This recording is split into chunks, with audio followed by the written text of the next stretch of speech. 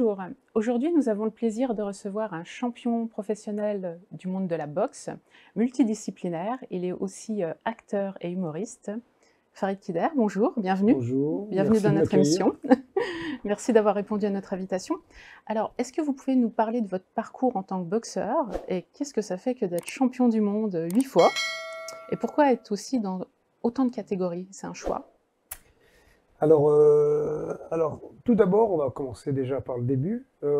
J'ai commencé très jeune, 14 ans, la boxe. J'étais inspiré de tous nos champions, hein, surtout Bruce Lee déjà. On a eu cette mode Bruce Lee, cette mode Rocky avant même. Rocky, Bruce Lee, donc on sortait des salles de cinéma, on voulait tous se fighter, comme on dit, on voulait tous se bagarrer. Et après, bon voilà, il y a la passion qui est arrivée, donc j'ai commencé en boxe anglaise, très jeune, 12, 13 ans, 14 ans. Et après, j'ai évolué dans ce qu'on appelle le sport pied-point. J'ai fait 8 ans de boxe anglaise, j'étais meilleur styliste d'Île-de-France, champion d'Île-de-France, champion de France en anglaise amateur. J'ai une quarantaine de combats et après, je suis parti en boxe française.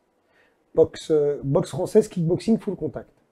C'est un petit peu les trois disciplines qui se pratiquaient parce que on reste dans la même branche, des sports pied-point. Et où j'ai été plusieurs fois champion de France, champion d'Europe, champion du monde. Et en 98, j'ai commencé à découvrir la boxe thaï qui existait déjà, mais à m'inspirer un petit peu de tout ce qui est boxe thaï. En 98, je suis arrivé en boxe thaï, et puis là aussi, j'ai ce qu'on appelle défier la chronique. J'ai été les chercher dans leur discipline, où j'ai été pas mal de fois champion du monde aussi. Donc je suis devenu le seul Français au monde à être titré dans toutes les disciplines pied-point. C'est-à-dire j'ai été champion du monde en boxe française, champion du monde en boxe thaï, champion du monde en full contact, champion du monde en kickboxing, champion du monde en bagarre de rue. Cette discipline n'existait pas. Et votre dernière remise de prix? Et mon dernier championnat du monde, c'était l'année dernière à Djerba, où j'ai été encore une fois de plus champion du monde, malgré mon jeune âge.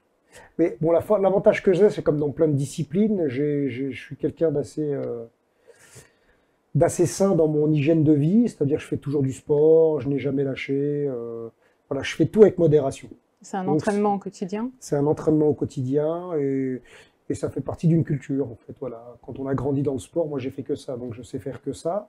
Et c'est vrai que ça aide, c'est comme un petit peu les journalistes, ceux qui disent j'ai 50 ans de journalisme en tant que présentateur, en tant qu'animateur. Donc ils savent le faire, c'est une gymnastique facile. Et moi c'est vrai que quand je suis sur le ring, même aujourd'hui, j'ai une aisance. J'ai une facilité parce que j'ai toujours été dedans, j'ai baigné dedans, j'y suis encore. Et voilà, donc c'est peut-être pour ça que j'ai été plusieurs fois champion du monde. Et puis le sérieux, l'assiduité, c'est un travail. Vous continuez, vous donnez des cours, vous vous entraînez souvent? Je m'entraîne toujours, ouais. Je m'entraîne toujours, je suis toujours dans le circuit. Et d'ailleurs, c'est pour ça que voilà, j'ai été le seul Français au monde à être titré dans toutes ces disciplines de sport pied-point. Alors justement, qu'est-ce que vous avez rencontré comme difficulté en tant que sportif de haut niveau? Dans quel domaine? Le boxe. Ah, dans la boxe? Ouais. En fait, il y a tout le temps des difficultés, mais c'est des difficultés qu'on arrive à surmonter. Et les difficultés, c'est les combats difficiles, les déplacements à l'étranger où il y a toujours quelques soucis, mais qu'on arrive toujours à trouver des solutions. Et c'est vrai que les combats compliqués, comme le Japon par exemple, où c'était un gros challenge, c'est les K1 japonais, qui est un truc mondial très connu pour ceux qui connaissent la boxe. C'était en quelle année? En 2004, je crois que j'ai fait le Japon, le K1 japonais, où j'ai gagné d'ailleurs.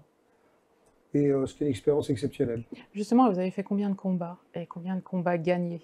Parce que je crois que c'est impressionnant au niveau du palmarès. Je crois que je dois avoir un peu plus de 250 combats, je dois avoir plus de 100 KO et je dois avoir pas loin de 210 victoires peut-être. Ouais, j'ai un palmarès impressionnant. Mais pour moi, en fait, on s'en rend pas compte. Parce que quand on est dans le circuit, on est conditionné